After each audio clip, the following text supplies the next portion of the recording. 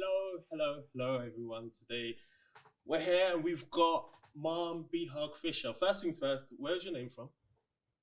Oh, so it's the joining of two great houses. So my name was Fisher and my wife's name is Beehag. So we joined them together and we are now the Beehag-Fishers. We're the only two in the Met. That's so I've seen because I go to email you and I'm like, which one? I'm so confused now, and I'm like, oh.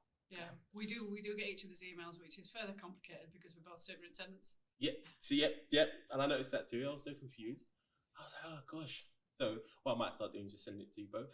So I know you'll get it. So it's fine. I didn't know if you were related, married. I was like, are you sisters? I was like, I'm so confused. Or are you just two different people? I was like, oh gosh, here we go. And we go to function. But yeah, where's your accent from?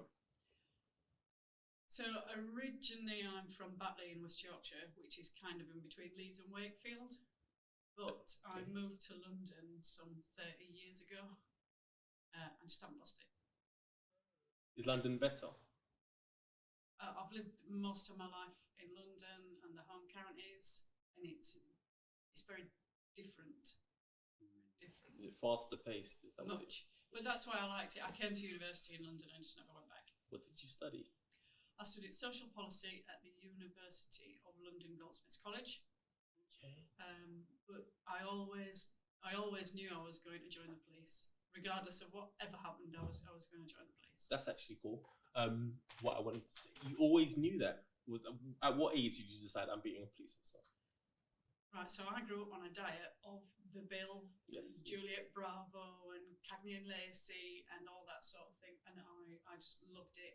I fell in love with the police work and the way it was presented, and that really got an interest. And then when I was about 8, maybe, my parents used to run a pub up north, and there'd been a fight in the pub, and police had been called. And I remember I was everything had finished. I wasn't sat in the middle of a fight or anything. Everything had finished, and the police were called, and they were talking to the bar staff about what had happened. And one of the bar staff said, yeah, no, I had nothing to do with it. I wasn't even here. I was kind of miles away. And the policeman said, if that's true, he said, why is there a speck of blood on your collar? And from that moment on, I just like followed up with it. It was brilliant. That's like literally like Columbo. Yeah. It would have been better if you walked out and they went, wait, one more thing. It was brilliant. Yeah. No, for me, no, I had no intention of being a police officer ever. It was just like, at the time, the person I was seeing was like, oh, you should be a police officer, because I'd finished uni, and I was like, I'm just going to lounge around at home. And it was either that or the Marines. And police came back to me first. And my mum also said she didn't want me to die. That's what her words were. And now I'm going to firearms. So it's like, well, yeah, so it's not helpful. But yeah, that's interesting. What do you do? So my job at the moment is to run the outreach teams. So outreach is the recruitment of female officers and officers from Black, Asian and multiple ethnic heritage backgrounds. I have 12 teams of officers geographically based around the Met, and it is their job to run recruitment events and speak to members of those communities to make us an attractive employer. How do you feel the community feel about the Metropolitan Police? Like, I know how the Black community feels. What about the others? I'm not too sure about the Asian community and so forth. To be honest, the general feedback that we get from across London is that people are generally supportive of what it is that we do, accepting that some of it is not an easy job. So the officers do get a lot of positive feedback, but that's not to say that's from everywhere. We do have people, and the officers do get comments made that people just ignore them. It can be quite telling for them to go and do that all day, every day, particularly if you're in an area where that general support isn't there. Yeah. I live in South London. It's not necessarily great. They're not pro-police, but it's changing. I've noticed that. So you are getting it's more accepted slowly. But depending on, like, for me, who I am, I've got a lot of nice friends. I think I'm lucky. the friend circles that I have, it's just yeah, it's fine. But then there's other people that would still accept me as such, whereas before it probably wasn't as prevalent. Yeah, I mean, you don't have to. There's only certain. We don't always get it right. Yeah. And because we don't always get it right, then I can absolutely understand why people would form a negative opinion of the Met. You go back and look at the history of the Met, and we have had a troubled relationship with a number of communities, and that continues to this day. What I can say feels really different now. I mean, I've been in the job 26 years, and what feels different from then to now is that whereas before there was kind of an onus on the senior managers to make the difference and put recommendations in place and to actually do something, that every officer's responsibility to make that difference and make that change, because if we don't all do it together, then we're just going to keep repeating the same mistakes and doing the same things. No, I agree. I think it's 50-50 with the community. So the Metropolitan Police officers can do as much as we can, and even if we do that, we still need the community to also support us and also say, well, actually, they're actually making a conscious effort, which I've actually seen, which is nice to see. It's refreshing. So you see officers go out, they have bad experiences, but they also have really, really good ones, and it's coming from places that it didn't necessarily always come from. So that's where I see like the small changes, and it's so much more accepted. So I think it's great. I think that I think that Outreach is doing a good job, because I'm seeing more and more advertisements for the Metropolitan Police. You're seeing, and there's black officers there, and it's not the same officer. So I can go on a phone box and I'll see one officer that I know, I'm not going to say his name, and then you'll see a female officer, and then it'll be a totally different one. And you're like, oh, well, that's refreshing. There's more than two. I think it's quite good. But one of the main issues I wanted to talk to you about is it's the women's safety. First of all, do you know the percentage of women in the Metropolitan Police?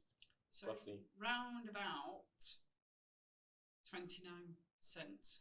Is there a target that the Met want it to be at, or is it just like? So no, we're aiming for 50%. Sure, they make us representative of London. South the population of London is female, so that's what we're striving for. Yeah. And again, the same for underrepresented communities. We are looking to have our workforce 40% Black, Asian and minority ethnic communities. But we're only around about 16%.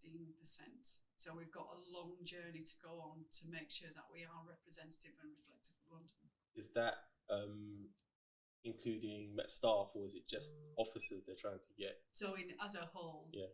But we do have specific numbers to increase officer numbers, because we have the Prime Minister committed to an extra 20,000 officers.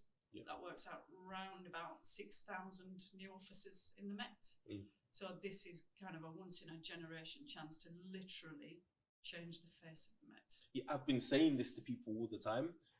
This is the time to actually make a change, because it's open to everyone. It's beneficial to everyone, and all the minorities, all the people, like there's women saying, "Oh, it's not fair." It's like, no, join right now, because this is the time. It'll probably be the easiest for you to get it done, because everyone wants change at the exact same time. Because prior to this, I couldn't think of a time where it would be more easier. I wouldn't say it's easy to become a police officer, but there's probably less hurdles, and it's more in your favor if you are a minority, if you're a woman, it's easier. So I just keep trying to shout at everyone and say, I think I'm going crazy for a bit.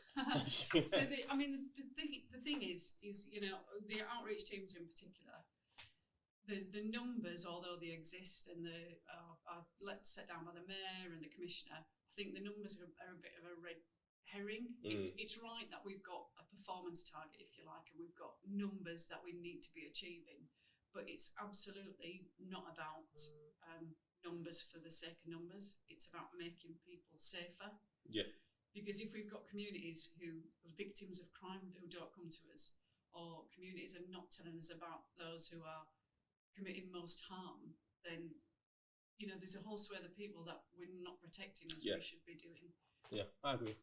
What I think, in terms of protection, do you know what the Met's doing in terms of women's safety and how they're trying to make women feel more safe? And I've heard in the radio, in the media, about there's allowing women to have phone calls and having open lines while going home and stuff like that. But what's the Met necessarily doing to make women feel more safer?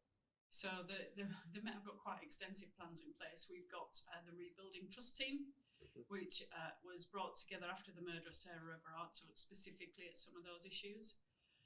So you're quite right.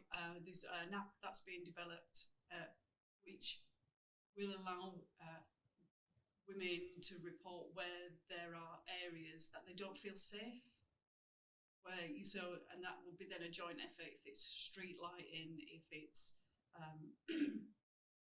overgrown hedges, that sort of thing, for the police to work together with its partners to make those places safer. There's a number of other things that have happened as well. So, for example, we've undertaken a review of all the sexual misconduct and domestic violence allegations made against police officers. So I think we're coming towards the end of that review, and I'm making sure that we've got some consistency and that we're dealing with those allegations properly.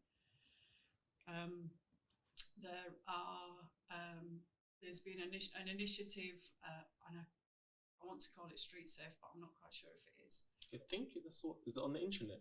Yeah, so this is where you've got female members of the public walking with female officers to walk around their local area and point out things that they don't feel safe, and have that conversation about together how can we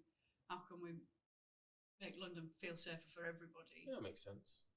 Because me personally, if I'd do stuff like that. That just seems the logical thing to do. So it seems good that they're at least starting with that, because we've got the luxury, or I've got the luxury of working in Westminster. You've got loads of police officers here. Yeah. You should feel relatively safer than you do in any other borough. But then that's me being like, that's like me, my tunnel vision. I've only worked here, so I work in the gangs unit now. But if you go to Lambeth, it may not have that same effect, or Lambeth probably more. But there's other boroughs in which, you won't have the access to that many officers. So yeah, it sounds like a good initiative. I mean, they've got the ideas portal as well. So and this is running now. So accepting that senior leaders don't always have the best ideas. That anybody can submit an idea into the ideas portal and say, look, we think this would make women feel safer. This is what we think the police should be doing. This is what we would like to see. Yeah. All those ideas get bundled up. They go to a panel of senior leaders who will then, see what they can implement. And for those that they can't, will feed back to the officers with a reason why they can't do whatever it is their suggestion is. Yeah, well, that sounds interesting. Do you know when you said there was going to be an app? Do you know when that's going to be launched? Any ideas? Not a specific date. I had a briefing about it yesterday as it goes, and I think it's imminent. Yeah. The exact date I couldn't tell you. It will be on the internet. Are they going to push it to external media, because that's really where it needs to go, doesn't it? I would hope so. Yeah. The more people know about it, I know walking around London, you walk into the car or the tube, there are areas you think, I'll come away from that. Street lighting's not that good. I can't see around that alcove. I'll just move out further just so I'll get that better line of sight. It's those sorts of things. Yeah, you need to do this stuff when everyone's sober, because that's the problem. Is the issues we may have. People like, oh gosh, this street was terrible. It's like, or they know it's terrible, but you've had a few drinks and now you're just going home. You're just like, I'm going home, and you just misjudge the situation. I think it's easy for that to happen. I've seen it so many times. And then again, that's the point, though, isn't it? You should be able to go out and have a drink without fear of walking home and something happening to you. Yes, as I feel privileged as a man. I don't know what the statistics are. I'm more likely to be assaulted, I know that. But in terms of sexually assaulted, it's significantly lower, I'm guessing. I'm lucky in that I can just walk home and I can just tunnel vision all the way home. If I need to, I can say, there's no bus, I'm just going to walk it. But yeah, it's not good, but hopefully we can can resolve these issues. I've got another pressing question for you though. Go ahead. How does it feel to be a female superintendent? Superintendent. I'm glad I got that right. Let's say chief. What's the difference between chief superintendent and a superintendent? The next rank up. What do you just? Is it easier? Do you know? I would doubt it's more responsibility, most definitely. Is it less walking around? It depends who you are, I suppose, and your personal leadership style. I like going out and being with the teams. Unfortunately, because of the rank I am, it does mean I get sucked into a lot of meetings. There's a lot more admin, but I do try and make that time to visit all the teams, to go out and actually speak to members of the public, because I joined to speak to members of the public and do police work, and it's keeping that connection. Try to do. Do you not have someone that you can just send out to the meetings? If only that were true. Is that something that I should suggest? I can't get my words out. I could suggest you have, like, I'm not going to call them a lackey, just a helper, and they go to all the meetings for you. I do have a team who do a lot of the work for me, but there are some things that I must attend. That's a privilege of the rank, I suppose. It stops you from having all the fun, so you can just go outside and run around. I do try and keep my hand in a little bit. But yeah, so how does it feel to be? How many female superintendents are there? Do you know? No, not off the top of my head. I know there. So across the country, superintendent ranks make up around about 2% of the total number of officers. In the Met, we have, I think, and I'm going to say this, and if I am wrong, I apologise. I think it's around about 17 female superintendents. Yeah. I do know that there are some of my colleagues will be retiring in the near future, which is why it's imperative that we start bringing women up through the ranks, and in particular women from underrepresented groups, where we are not represented very well at all, to make that difference, to keep that change going. But to do that, we need to have that pool of officers joining the job to come through the ranks and become those senior leaders of the future. I'm an advocate of mass participation. That's how I think that most issues can be resolved. Most issues, especially within the black community. I always say, if you've got a problem, fix it yourself. Because everyone's like, oh, this problem, stop and search is all this stuff. Those are the main issues within the black community, stop and search. And I always say, I turn to people and just say, well, why don't you join, be a police officer and fix it yourself? And they're like, it can't be fixed. And I'm like, well, I'm trying to do it right now, so. And that's the conversation we have. So it's be the change you want to see. Yeah. If we go back to the Pelion principles way back when, almost 200 years ago now, the public of the police and the police of the public. Essentially, yeah. What it then goes on to say, the rest of that quote, is that that police officers are just members of the public who are paid full time to do what we expect of the public in looking after their own communities anyway. Yeah. I say this to everyone I meet. I say, I'm not special. I do a special job. I'm no different from you. I just do a special job. The job is special. I get to do fun stuff. I get to do difficult stuff, stressful stuff. But I wouldn't consider myself special. That's as far as I take it. I just say, if you're a normal person that wants to make some sort of change and benefit society, then you can come be a police officer. You get to do fun stuff. I think that's the point, though, isn't it? We're just ordinary people who do an extraordinary job, and it can be anybody. Anybody can. There are people who don't want to do it. There are people who perhaps don't feel that they're confident enough to do it. But we are just ordinary people. We turn up, we do a shift, we go home again to our families. And, we play sport at the weekend. All that sort of. We are people the same as everybody else, and I think that gets lost a lot of the time because we become them, the police. Yeah. And they don't see the individuals that make it up. I've got a question from someone else. I'm not going to name their name. They want to know, have you got any job roles coming up? We do have vacancies. What vacancies do you have? So we have PC vacancies in the outreach teams. So these are the officers who go out there and have those conversations with the members of the public. And as we've said, if you spend 40 minutes talking to somebody, then that's absolutely fine. It's a chance to really have those conversations with the public that the public want to have with us, because it's not very often that you've got a cop there in a non-confrontational situation, who's not stopping and searching somebody, who's not on aid and busy doing something else, where you could just ask them what it's like to be a cop and how to join us. So we have those vacancies. We have been fortunate in one of our PCs just passed the sergeant's process, so there may be another potential sergeant's vacancy there as well. Sounds interesting. Is it all centralized? So would it be working out of here, NSY, going to whatever borough it is, or would they be working in their local boroughs as such? Yeah, so now we work on the 12 teams on each of the BCUs. Okay. And I think I would have to check, but I know we've got vacancies dotted around London. Okay, that sounds fun. We are on Olio, so if you go into the Olio system, then all the vacancies are listed on outreach. I do spend a bit too much time on that myself. I don't know why. It's like why I revert to it automatically. I'm just like, I wonder what jobs there are, because you find, what did I see? I saw Expo. Was it Expo or something? I feel like it was on there recently, the last 3 or 4 months, and you never see that. I've been there for nearly 10 years, and I've never seen bomb disposal on Olio, well, Olio is fairly new, isn't it? But it was never there, recruitment. I was like, oh my gosh, I would do this. And then I read the small print, it was, you need to be an advanced driver. I was like, no, that's me out the window. And that's it, innit? The jobs you've never heard of. So when you go on and you think, oh, I don't even know what that is. Yeah, I think you need to write it up what you actually do a bit better, because sometimes it's just a title and I'm so confused. So confused. But yes, back to how it feels to be a superintendent. How does it feel when you first got told that you made it? Don't know how do you get told that you passed?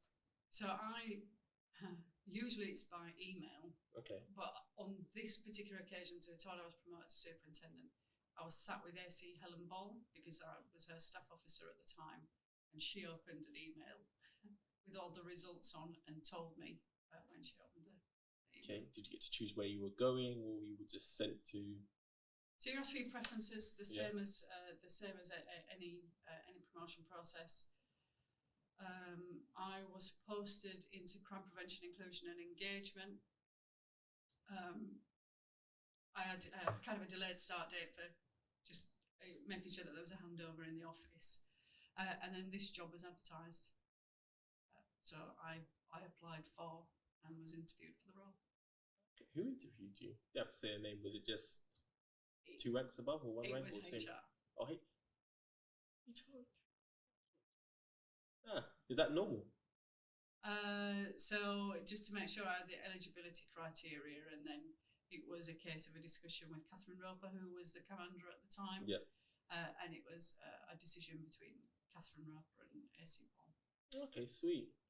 So on your day-to-day stuff, you generally go to meetings, or you try to avoid meetings. That's what most people do. Why don't you, here's a suggestion, you can carry your laptop with you while you go out.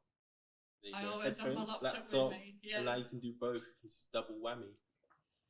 But coming to an end, one of my favourite things to do is to play a game, and we're going to see your knowledge. I'm going to test your knowledge of geography.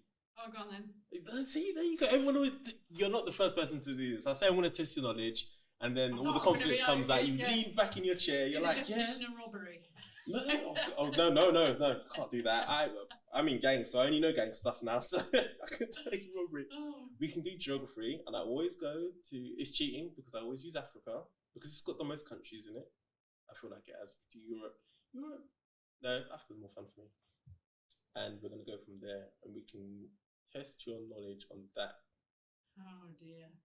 I mean, there's loads of countries. So yes. We'll go back and forth. And we won't declare a winner, because it's not about winning or losing. It is about. And we'll just go back and forth. So I'll let you start. Quiz. Yeah, you can choose a country. You just name a country. Name a country. In Africa. I feel the pressure. Oh, you're making me nervous now. Nigeria. We're going to try and get through as many countries as we can. Yeah, we are. Let's do this. We're going to try and do the whole thing. Let's go Algeria. Tunisia. Mali. South Africa. Lesotho. Zimbabwe. Zambia. Kenya. Djibouti. My favourite. Ghana. Togo. Chad. Gabon. Ivory Coast. Cameroon. I'm getting lost now. Sudan. South Sudan. Ethiopia. Eritrea. Did I say Somalia? Nope. I was going to say that's the next one. Sao Tome and Principe. Sierra Leone. There's one I'm thinking. Burundi.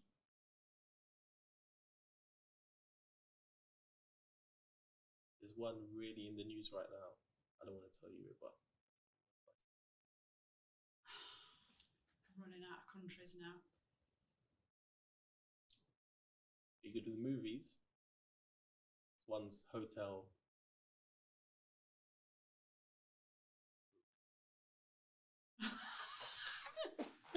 That's an old movie. It is an old movie. That's how I remember it. Are you done? I think I'm. So I'll be cheating. There's loads of little islands. We haven't done the Democratic Republic of Congo, Central African Republic. Yes, there's loads more. But that was good. That was good. That was better than most. We'll stop there. We'll call it a draw. Safe draw. So you know what? It could have been worse. You could have got flags out because I don't know. Oh gosh, no. About flags. I'm not too bad with flags, to be honest. Flags, I'm alright. It's because it's the football. Because I watch football and it's the African Nations Cup. It is. The African Nations Cup now, and Nigeria's lost. I'm quite upset. But that's fine. But yeah, flags. No, I'll never do that. Can't do flags. The most we'll get is we'll name the countries. So next time you come, you can be prepared. You've got one up, so you can just read all through the countries and then go one. If I don't know where to test you, bet your bottom dollar I don't know them all. I can't tell you because then you'll beat me, and I'll be like. But thank you for coming today and giving us the insight into what you do. I didn't know the kind of stuff you did. Thank you for having me. Yeah, and hopefully we'll have you back soon.